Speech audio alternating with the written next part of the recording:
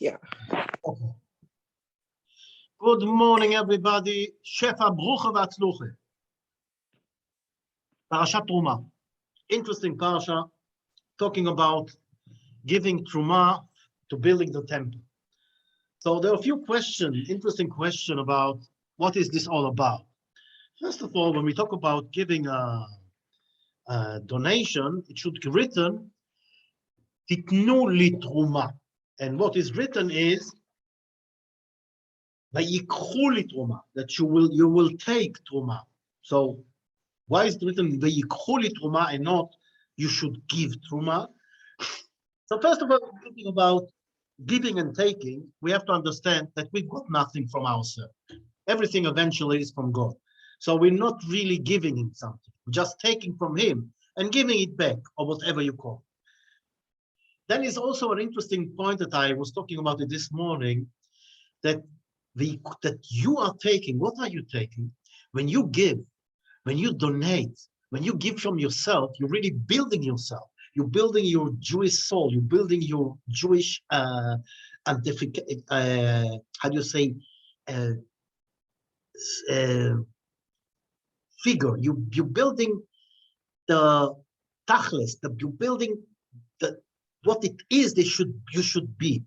And you know, if you are a giver, the feeling is unbelievable. And to be somebody who gives is really the best thing that can be. So the ikhuli, when you give, you really work on yourself and you develop your Jewish soul and your all good things that you've got inside. And you're really building olam chesed. The world is built on chesed.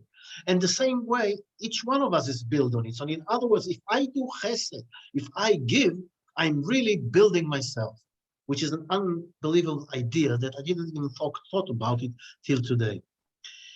Anyway, ויקחו לי תרומה, מאת כל איש אשר ידבנו ליבו, תיקחו את תרומתי. And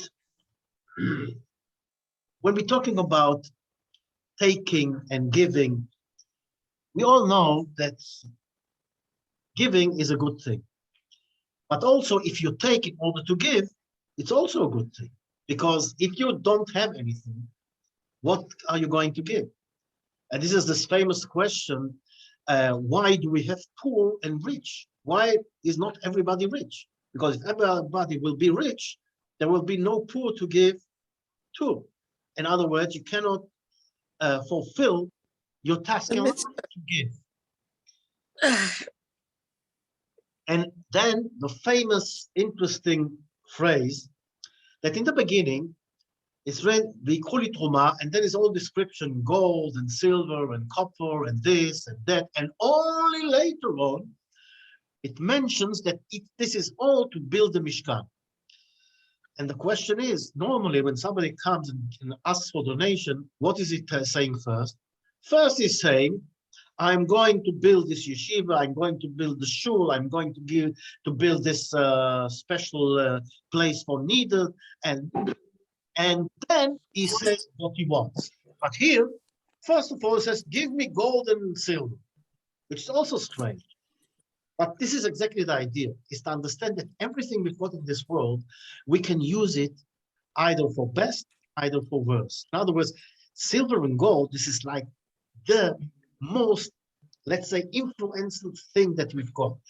People want money, people want gold, people want silver. But what do you do with it?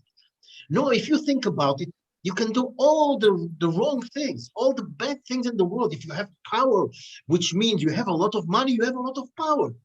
And this is what the Torah is telling you. You take all your power, you take all your gold and silver. Where do you put it? In the Mishkan, in the temple. And then it's written not a temple, there is the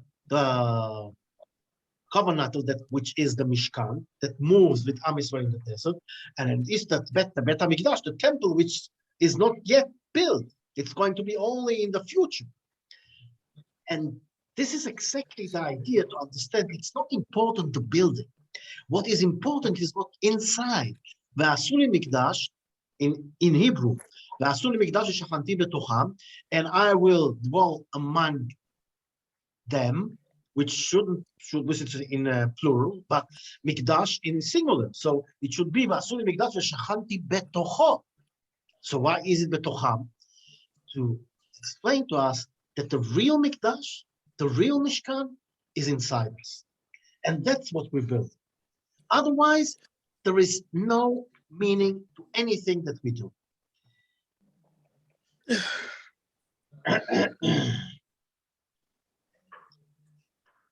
There is a story that it's very, very moving story. The Rav that gives us the Shiur of Daf Yomi every morning for many years. He's teaching in a yeshiva which has a lot of Chozrei B'Tshuva, so like not exactly the best scholars in the world. And told us a year ago, I think, that he had there a guy and that wanted to do tshuva, and then he realized that he's not Jewish because his mother is a Goya. So he converted himself to become Jewish, but he did it twice. He did a gerul, he did gayer once. Did he convert himself in the army, but then he didn't like the way they did it. It was too compromising, as you know. So he decided he wanted to beat the Chumah. He wants to do it properly, so he did it once again. And a very interesting thing happened. His mother is a single parent, and she raised him for many years, gave him everything she could, and now suddenly he becomes Jewish, and she is a Goya. Now, if you are a Goy, you cannot cook for a Jew. And this is only it's not the only problem. To accept suddenly all the changes in the house. Okay, suddenly you're not allowed to eat meat and milk, you're not allowed to eat this meat, you're not allowed to eat this, you're not allowed to eat this, you have to have everything kosher. And he showed the Rav a siddur, what his mother bought him as a present.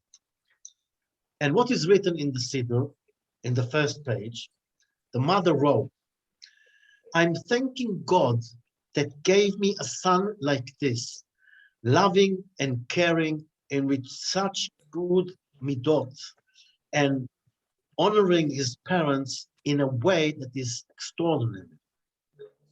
This writes the mother, which is a Goya, and she's writing it to her Jewish son. This is Vasuli mikdash v'shachanti betocha. This is what the Torah means, that we should build the temple inside us. And this is a Kiddush Hashem, also from the side of the young man who converted himself to become Jewish, and also from his mother, which is a Goya, but still accepted this in an unbelievable way, with all the changes that came with it. This is Kiddush Hashem. It's the same way I remember, I think last year we are davening in the street. And you know, it's not easy. You know, it's very cold and you freeze and you still daven. And this is also Kiddush. The temple is something that shows of movement. You're moving, you're not staying in one. The same way as we see Aron Haidut, where the Torah was laid in. You were not allowed, after you put the Luchot HaBrit in Aron Haidut, you were not allowed to take it out. And you know, it is so important to understand the idea behind it. Some people think that when I'm in my normal environment, so I'm going to be ultra-religious, I'm going to keep all the mitzvahs properly, whatever I can. But when I go on holiday or on business, it's difficult, so I cannot do everything. So I can compromise. I will take the luchot out for a few days. The Torah tells you that's exactly the idea. And that's exactly the idea of the Mishkan and the Mikdash. The tabernacle is something that moves at Am Yisrael. The temple is something that stays in the place. And then Vasuli Mikdash v'shachanti betocham, in other words, says that the Kodesh Baruch Hu, the real temple, the real Mikdash, the real Mishkan is where? Inside us. In you. Exactly. And this is what you have to put in mind. You're not allowed to take out the Torah from the Aron Haidut. You're not allowed. It has to stay in always. Even if you're on holiday, even if you are on business, doesn't matter. And when we were davening in the street, this is exactly the idea.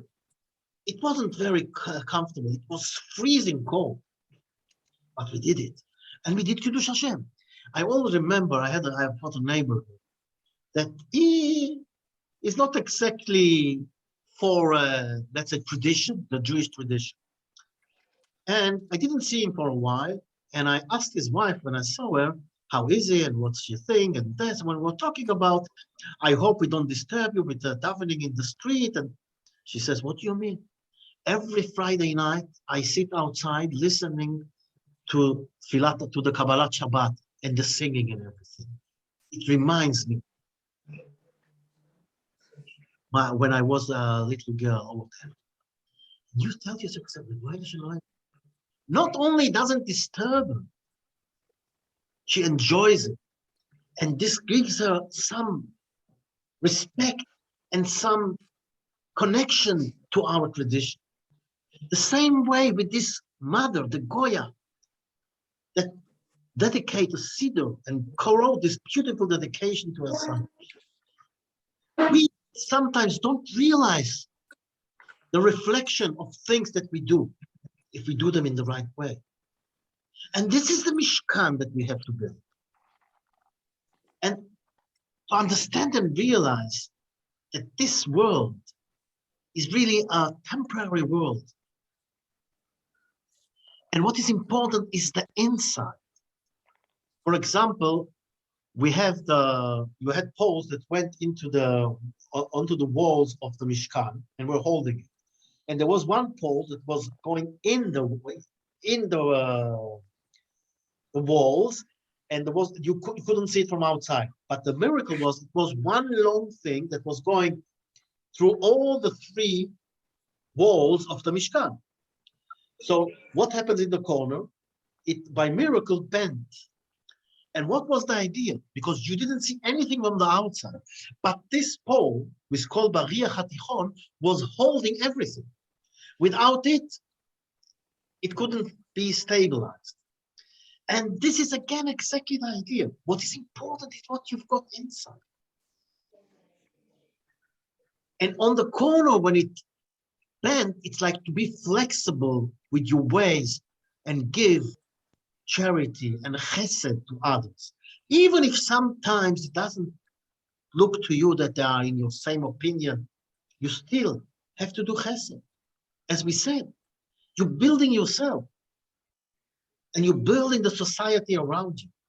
When we show everybody how we behave and how we appreciate everything that God gave us, and everything comes from the inside, outside, it reflects. It's got an influence. And to understand, like the temple that was moving, this is the way we should be wherever we go. For example, last week, I've been in Istanbul in a furniture exhibition.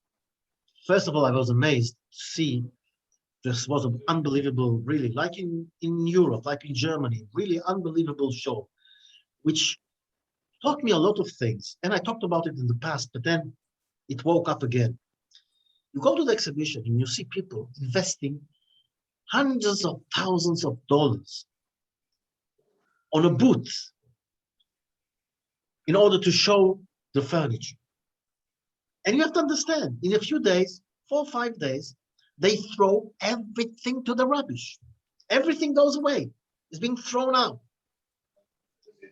So you ask yourself, why do they invest so much money in the show, which is not going to exist more than 4 or 5 days? And this is this world. The Chofetz Chaim says that this world is like a fair. Use it wisely because it's going to finish very quickly. And the fair is the place where, what do? You do your business. And that's exactly why they invest so much money. Because the idea is, they know that if they put a good show, even though it costs them hundreds of thousands of dollars for a few days, it will give them millions for the whole year. Imagine to yourself, somebody putting a whole big show and no furniture, or broken furniture. Who is going to go in? Who is going to buy anything? Who is going to do business with it?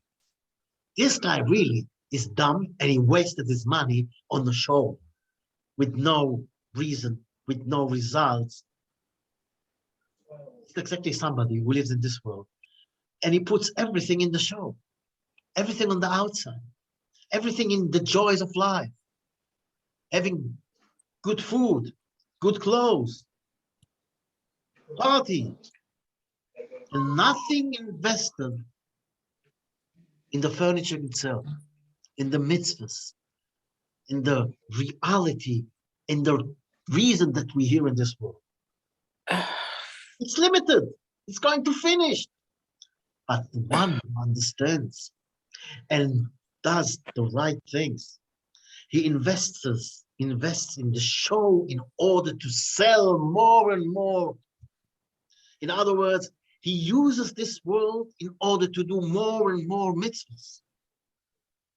So then, when the body is thrown out, the body stays here in earth, and the soul goes up. He's got good business. He prepared himself in this world, in this fair. Then I learned something else. We had snow. You all know last week was snowing in Turkey. It was Istanbul. It was snowing very heavily. In the same day we flew to Istanbul, there were 46 flights canceled. Also from Israel were a few flights canceled. And really, like a miracle, our flight, Baruch Hashem, went. And we got there. But then when we got there, it wasn't easy to get to the exhibition because we had only 2 days to go to the exhibition. We've been there for 3 days. So you have to do whatever you have as quickly as possible and do as much as you can. So the plane was late, and then we had to get to the exhibition, and there was snow, and some of the roads were blocked. Unbelievable. It took us a long time to get to the exhibition. And then he couldn't go to the entrance, so we had to go in the snow in order to get to the entrance of the exhibition. Now, Baruch Hashem, we got there. So what do you think you should do now? After all what you invested, you should use your time wisely.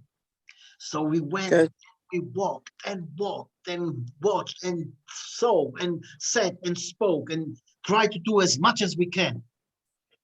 We were very tired when we got to the hotel. And the only thing we wanted to do is sleep, wash ourselves, eat something, and go to sleep. And then my son comes to me and says, you know, we have a kviut, we have an obligation every week, twice a week. I sit with my son and we learn at work. Baruch Hashem, half an hour each time. He says, we have to learn. My son, no, the only thing I want is to go and sleep. And my son tells me, and I'm telling, wow, this is taking the Torah with you. To understand the importance of the way you behave in stress, you are tired. I got up and I sat with my son and we learned to 12 o'clock. And I have to tell you, I wake up very early because I learned through the internet.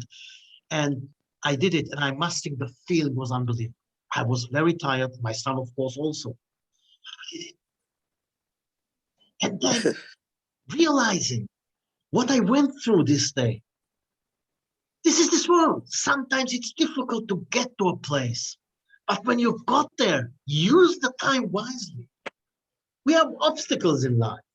Not always it goes smoothly. We all know it. But understand, when you're already there, when you have the opportunity to do a mitzvah, use the time because it's limited. And as long as you know how important every minute in this world is, you know, we are not tzaddikim. everybody tries to do the best they can. But when we know what it's all about, that's what's important. So you have to look around. God is showing us all the time what is the right way.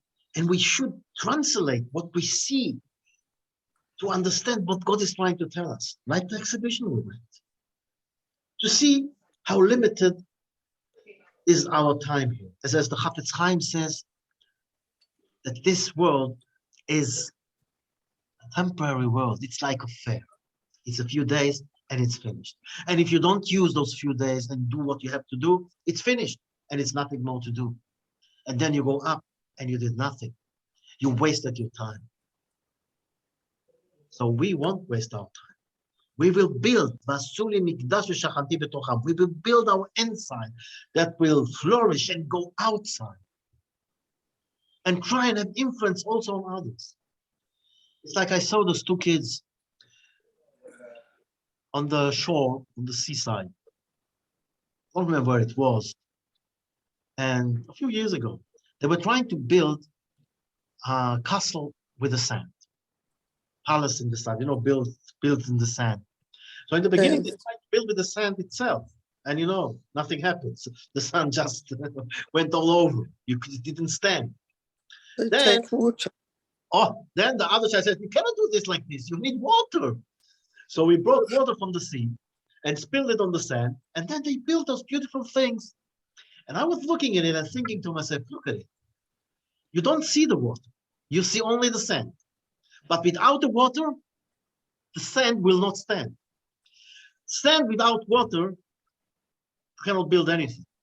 Water without the sand is going to go anywhere. Also, you cannot build anything. Only when you combine the water with the sand, you can build something. The water is the Torah. The water is the inside. The water is the neshama. When you've got the neshama in the body, which is the sand in this case, you can build unbelievable things. But when the body is without a soul, when the body doesn't care about the soul, what have you got? Nothing. It's like the sand without water. Only when you put the water in, only when you understand that you have the neshama in and you use it, then you can do the most beautiful castles and palaces and buildings in the world. And as we all know, it's from the inside. You don't see it from the outside. This is the Bariach HaTichon. This is the pole that went into the Mishkan inside the walls. You didn't see it from the outside. This is Vasuli Mikdash v'shachanti b'tochav. You will build me a temple and I will dwell inside you. This is the way to build a Jewish home. It's the inside that connects. And don't forget for a minute, you cannot take the inside out for a holiday or for business. As we said, the ark had Luchot HaBrit, it had the Torah inside all the time. It's mentioned twice that you put them inside the ark. Because you're not allowed, after they were put in, you're not allowed to take them out anytime. They should stay in. If you're on holiday, if you're on an exhibition in Turkey, in wherever, Torah stays in. It goes with you wherever you go. Hopefully, I hope that we understand the big lesson that we learned today from the building of the Mishkan, from the way it was built, that the pole was inside the walls, and from the way that we see that